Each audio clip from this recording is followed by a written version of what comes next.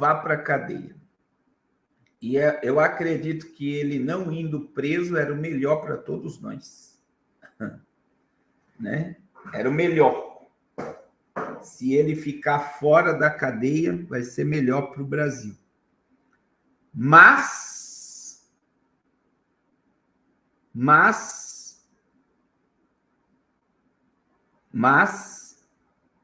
tá aí uma grande incógnita, porque o silêncio dele pode incriminar ele. Né? Até Armon Milos mandou para mim. Porque tanto Mauro Cid, como Vilas Boas, como Heleno, como o próprio presidente do PL, Valdemar Costa Neto, todos podem tirar o deles e ele colocarem toda a culpa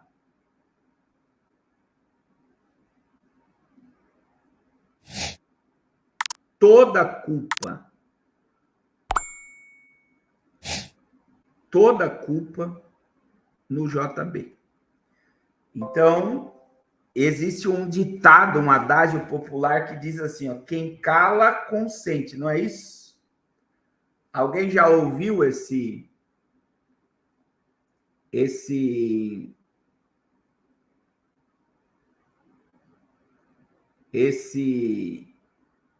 essa fala? Quem cala, consente. Então, assim, e talvez ele, por ser esse camarada que é patriota, né? Nacionalista, para não prejudicar todos, é capaz dele segurar a bomba para ele mesmo e pronto. Né? Mas a fala dos advogados foi interessante, né, irmãos? Eu já vou colocar a fala dos advogados já para você, mas olha só. Bolsonaro vai à Polícia Federal, mas fica em silêncio sobre suposta tentativa de golpe de Estado. Além do ex-presidente e outros investigados. Olha quem foi lá, irmãos. Braga Neto, Valdemar Costa Neto compareceram à sede da Polícia Federal. Bolsonaro ficou menos de meia hora no local. O ex-presidente compareceu à sede da Polícia Federal em Brasília, mas ficou em silêncio diante dos investigadores que apuram uma suposta tentativa de golpe de Estado. As informações que o ex-presidente ficou em silêncio foi divulgado pelo advogado Fábio. Bolsonaro ficou menos de meia hora na sede da Polícia Federal. E aí eu tenho um vídeo aqui, deixa eu colocar o vídeo para vocês, né? É melhor que daí vocês já ouvem a própria fala do advogado falando o porquê do silêncio dele. O próprio advogado falando do porquê do silêncio dele. Esse silêncio, quero deixar claro que não é simplesmente o uso do exercício constitucional do silêncio, mas uma estratégia baseada no fato de que a defesa não teve acesso a todos os elementos por quais estão sendo imputados ao presidente a prática de certos delitos. A falta de acesso a esses documentos, especialmente as declarações do tenente-coronel Mauro Cid e as mídias eletrônicas obtidas dos telefones celulares de terceiros e computadores, impedem que a defesa tenha um mínimo conhecimento de por quais elementos o presidente é hoje convocado a esse depoimento. Não houve, de forma alguma, da parte da defesa, qualquer constrangimento na vinda do presidente a esse depoimento, como, aliás, ele sempre fez e continuará fazendo, sendo do maior interesse dele o esclarecimento dessa verdade. Que fique claro, o único motivo pelo qual fez uso do silêncio foi dado ao fato dele responder hoje a uma investigação semi-secreta. Então tá aí. Eles não tiveram acesso a nada. Só que, veja bem, ele pode ter ficado em silêncio, mas quem garante que os seus amigos Valdemar Costa Neto, Braga Neto, Heleno e outros ficaram em silêncio, né? E aí, vamos ver as cenas do próximo capítulo. Só que existe um deputado, esse aqui, Esse aqui, o Lindenberg, né? Deixou uma mensagem. É forte o que esse cara falou, irmãos. Porque, veja bem, eu expliquei aqui para vocês, né, que para o povo de direita não era um golpe. A narrativa de golpe vem da esquerda, né? Para o povo de direita seria libertador. Só que, agora, com eles no controle do GSI, com investigação, né, que assim como o JB deve ter lá suas escutas dentro do governo, a esquerda também tinha suas escutas, porque eles ficaram 16 anos no poder. Não pense que não tem infiltrados de tudo quanto é lado dentro de Brasília, meu irmão. De dentro de Brasília. Agora, o que a esquerda tem, o governo tem, a mídia tem? Eles estão com armas contra o ex-presidente. E o que esse camarada falou é muito sério. É muito sério o que ele falou, porque se verdadeiramente o Alexandre de Moraes estava sendo monitorado, existia a ideia de prender Alexandre de Moraes, tinha a ideia de prender o Gilmar Mendes, que ele fala aí nesse vídeo, eu vou colocar para vocês. Tinha a ideia de prender o Pacheco, diz que tudo isso estava nessa minuta. E que ele foi todo monitorado, as viagens que ele fazia estavam sendo toda monitorada pelo GSI.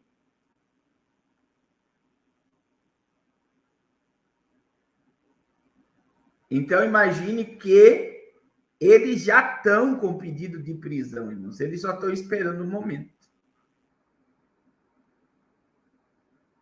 Eles só estão esperando o momento. E olha, que ele vai mostrar ali o documento da investigação. Olha o que ele está falando aqui, ó. Amanhã vai ter o depoimento do Bolsonaro na Polícia Federal. Isso foi ontem. Eu tenho dito aqui, deputado Joseildo, que Bolsonaro vai ser preso. Ontem gritaram aqui, cadê as provas? Estou aqui com a decisão de Alexandre Moraes. Olha isso daí. Sobre o que aconteceu. Vou ler trechos para vocês. E eu acho interessante essa manifestação de domingo, dia 25. Sabe por quê? Vocês vão sair direto para Papuda. Então, quem for da manifestação, está comprando uma passagem para Papuda. Porque claramente... Eu vou! Pode ir, vai ser preso. Porque claramente é um gesto antidemocrático. Está aqui o relatório, a decisão do ministro Alexandre de Moraes. Página 14. Esses malucos tiveram coragem de grampear o ministro Alexandre de Moraes na tentativa de prendê-lo. Tinha um núcleo de inteligência chefiado pelo general Heleno. Vou ler para os senhores. Aqui. Pela democracia. Conforme diz... Que democracia? Isso aqui é golpe. Olha o que está escrito no relatório. Conforme descrito... Se acalme, deputado. Conforme descrito, os elementos informativos colhidos revelam que Jair Bolsonaro recebeu a minuta de decreto apresentada por Felipe Martins. Eles falavam na prisão de 3. Gilmar Mendes, Rodrigo Pacheco e Alexandre Moraes. Qual a decisão de Bolsonaro? Está escrito aqui. Mexa na minuta do golpe. Nós vamos prender Alexandre de Moraes. Mais grave. Olha a continuação aqui. A equipe de investigação da Polícia Federal comparou os voos realizados pelo ministro Alexandre de Moraes no período de 14 de dezembro de 2022 até 31 de dezembro, com os dados de acompanhamento realizados pelos investigados. Análise dos dados confirmou que o ministro Alexandre de Moraes foi monitorado pelos investigados, demonstrando que os atos relacionados à tentativa de golpe de Estado estavam em execução. Dia 27 de dezembro está aqui o Braga Neto falando de golpe, dia 27 de dezembro. Tem mais. Vocês querem ver o general Heleno? 2 pontos para tocar aqui, presidente. Primeiro, o problema de inteligência. Eu já conversei com o Vitor, que era o diretor da BIM. Nós vamos montar um esquema para acompanhar o que os 2 lados vão fazer. Senhores, isso aqui não tem jeito. A casa caiu. Eles sabem, pegaram diálogos. E tem mais, eu dizia aqui, e eu vi um deputado que me antecedeu falando de joias. O tenente-coronel Mauricídio entregou tudo. O tenente-coronel Mauricídio fazia parte dos 6 núcleos, que tinha vários núcleos. Núcleo de desinformação, núcleo jurídico. Então, o que eu quero dizer aqui, senhores, amanhã vai ser um dia histórico. E eu acho interessante, porque vai ficar demonstrado que quem for nessa passeata do dia 25 está defendendo e é cúmplice de uma tentativa de golpe de Estado. Quem for dia 25 está comprando uma passagem direta para Papuda. E veja que, irmãos, se não for verdade, eles já criaram documentos que comprovam. Agora, eu vou dizer novamente, a minuta, ela existiu. A ponto que a minuta foi achada lá no gabinete do PL. Existia uma ideia de os militares tomar o poder. Existia uma ideia da prisão do Xandão. Existia uma ideia de o exército, e vocês sabem disso, né? Só que o que acontece? O que acontece? Eu falei com vocês, dia 6 de dezembro de 2022, o Sullivan, secretário de Defesa do Ocidente, veio no Brasil e colocou o JB no lugar dele. E ponto. E ele foi lá na equipe de transição do Nine e também colocou a equipe do Nine no lugar deles. Sem apoio americano, sem apoio da Igreja Católica, sem apoio da mídia, o JB não conseguiu nada. E se existe, como está aí comprovado, um papel, existe um dito golpe, que para os conservadores não é golpe, era o que deveria ser feito. Era o que deveria ser feito.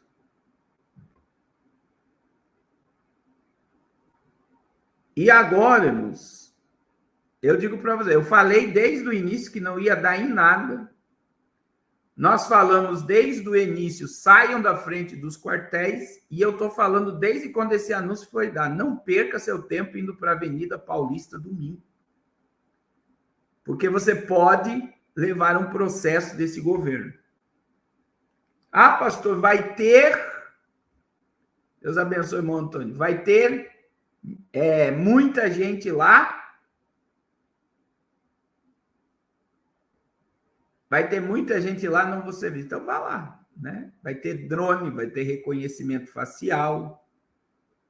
E certas pessoas, com certeza, vão receber visita, vão ser intimados por participar, porque nós estamos dentro de uma ditadura. Então, assim, o que está sendo feito é dar arma para a mão do inimigo. Assim como não aconteceu nada, o povo ficar na frente do quartel e ainda ser incriminado por um golpe do ato do dia 8 de janeiro, tudo que for feito agora em prol do JB é crime. É crime, meu irmão. Eles vão colocar toda a culpa. E se tiver quebradeira, se tiver morte, que Deus guarde que não tenha nada, que a polícia faça seu trabalho lá, mas qualquer coisa que acontecer, a culpa vai ser do JB. Então, aqui não é questão de retroceder, irmãos. Aqui é enxergar as coisas como elas são. É enxergar. Nós tivemos hoje a posse do primeiro-ministro do Supremo comunista, que teve coragem ainda de, depois de tomar posse, já vou falar sobre isso, e realizar uma missa para agradecer por ter tomado posse. Então, o povo está achando que o poder emana do povo. Não emana mesmo. Se tiver quebradeira, se o agro parar, se os caminhoneiros parar, é tudo que o governo quer para ter mais poder ainda, para acabar de vez com a pseudo-direita conservadora do Brasil. Infelizmente. E isso ficou nítido depois da live. Teve a super live. Segunda-feira, a Polícia Federal bateu na casa do filho dele. Depois ele foi lá em São Sebastião. A Polícia Federal foi na casa dele e tomou o passaporte dele. Agora ele está provocando uma mega manifestação na Avenida Paulista. E vocês acham que não vai acontecer nada? E aí eu pergunto, quem for preso e processado, a última instância é o Supremo Tribunal. Tem uma engenheira lá que nunca cometeu crime, foi condenada a 17 anos de prisão. Eu vi a história dela hoje, com câncer. Ela recebeu a notícia da condenação dela dentro do hospital. Uma semana sem comer. Estava lá protestando. Agora ficou mais, eu acho que foi 15 dias hospitalizada com câncer, e dentro do hospital ela recebe a condenação dela, 17 anos de cadeia. Tem um pastor preso, tem mais de 100 pessoas presas ainda.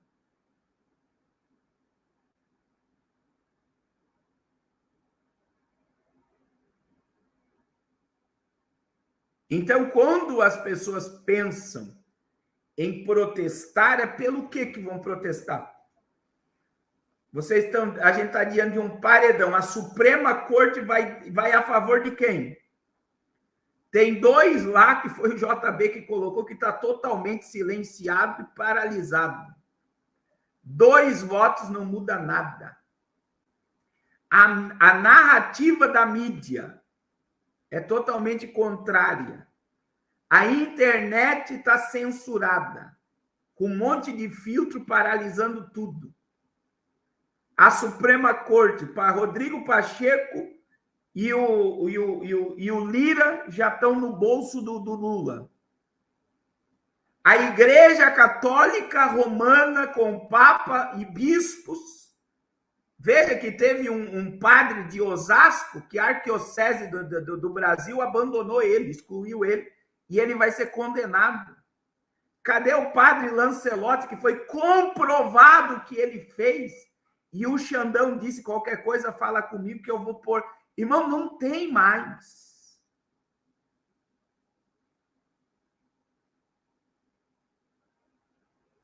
Não tem mais. Foi mais de 140 pedidos de impeachment. Está engavetado, não vai. Acabou.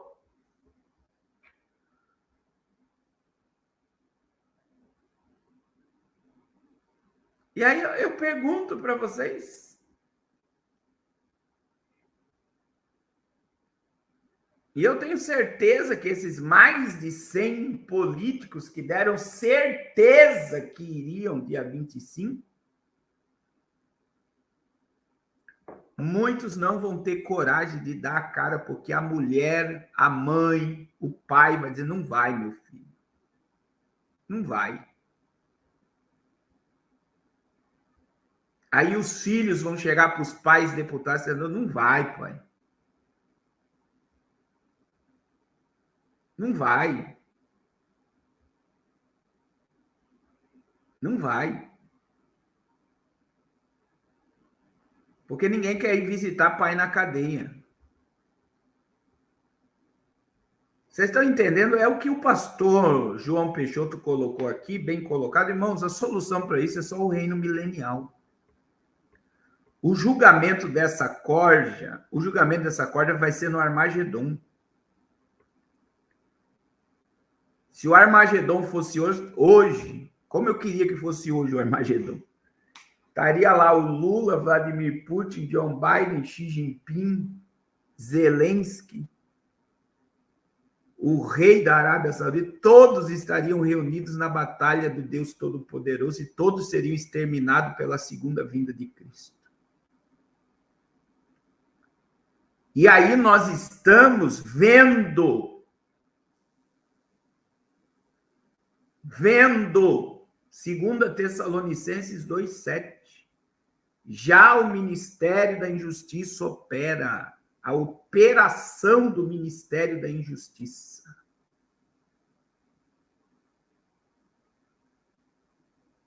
Operação do Ministério da Injustiça. Operação. Somente existe um que o resiste até que do meio seja tirado. Somente existe um que resiste a todo esse império, que é o Espírito Santo e os fiéis, a igreja verdadeira. Não essa igreja comprometida e comprometida com o pecado e com o mundo. Então, veja bem. Todos que estão envolvidos sabem aonde sobre quem eles estão. Eles não são maiores que Deus? Não são, irmãos. O governo federal não é maior que Deus, a Suprema Corte não é maior que Deus. Agora, até que ponto não foi Deus que deixou isso chegar onde chegou? Eu pergunto para vocês, não é Deus que entregou o Brasil a esse governo? Será que Deus não está querendo que, em vez de a gente protestar, a gente se humilhe, se arrependa do pecado? Não há espaço para arrependimento no que está sendo feito no Brasil. E se você for ver o que está sendo feito no Brasil, é por ganância, por não querer que muita coisa aconteça. Não há espaço para arrependimento. Irmãos, a Venezuela era o país mais rico da América Latina. A Venezuela era o país mais rico da América Latina. As igrejas da Venezuela eram vazias. O que aconteceu? Ditadura, comunismo. Como é que estão as igrejas evangélicas na Venezuela? Lotadas. Porque o Deus da Venezuela caiu, que era o dinheiro. E o povo entendeu que era tempo de buscar Deus.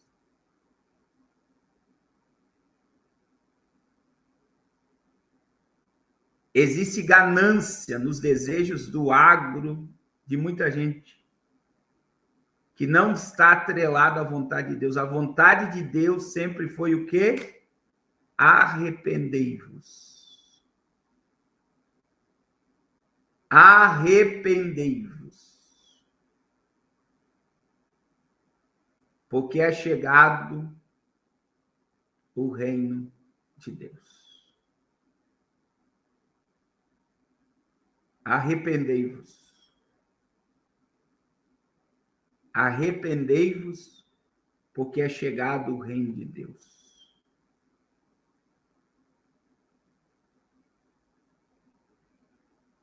Arrependei-vos. Essa é a mensagem para o Brasil. Essa é a mensagem para o Brasil. Essa é a mensagem.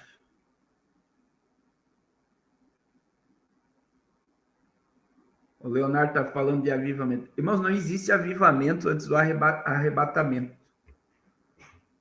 Não existe avivamento antes do arrebatamento. Não existe. Não existe. Não existe.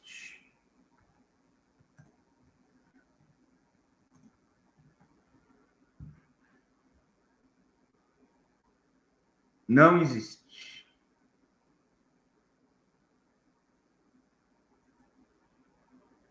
Infelizmente, né?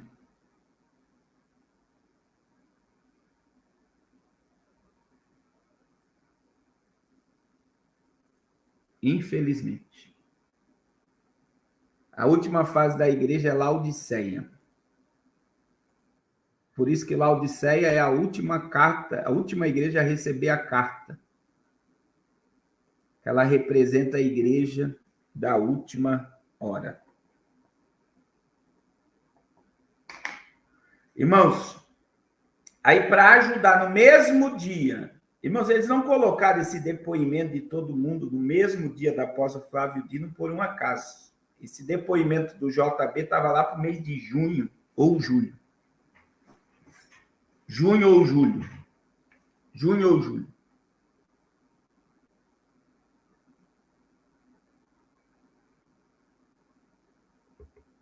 Aí, olha só, irmãos. Flávio Dino define a equipe do seu gabinete. O ministro escolheu 3 magistrados que vão auxiliar na corte. Além disso, levou integrantes do seu gabinete do Ministério da Justiça. O novo ministro da Suprema Corte, 55 anos, já definiu como ficará a equipe de juízes auxiliares que vão integrar o seu gabinete. O ministro tem direito de escolher 3 juízes auxiliares de fora da Suprema Corte para o seu gabinete. São eles: Amanda Costa, Anderson Sobral, ambos juízes estaduais do Maranhão, e Américo Bebê, da 2ª Vara Criminal de Vitória. Além disso, o novo ministro levou integrantes do seu gabinete do Ministério da Justiça e Segurança Pública, como o jornalista Rafael Vidigal, que será seu chefe de gabinete. Rafaela acompanhou Rafaela Vidigal, quando ele ainda era governador do Maranhão.